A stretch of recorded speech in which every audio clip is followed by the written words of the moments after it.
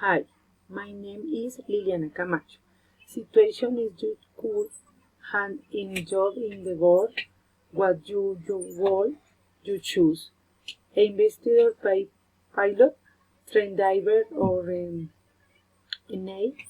Other head is Spanish. What was the last job you had? Was it important to you? If you could have award a team, what would like to be an event organizer?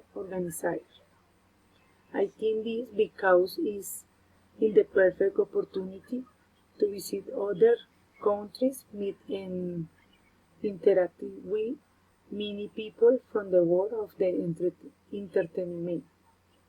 Singles of all the times, allowing my, my to have night knowledge about their culture. I think the most important job that I ever had was working in the human resource area. I believe is because throughout my work I have met many people.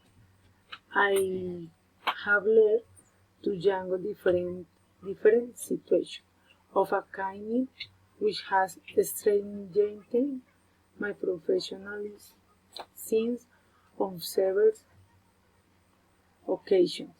My skills are putting on top using my academic knowledge in humanizing to be able to provide guidance to people and help them in some situation.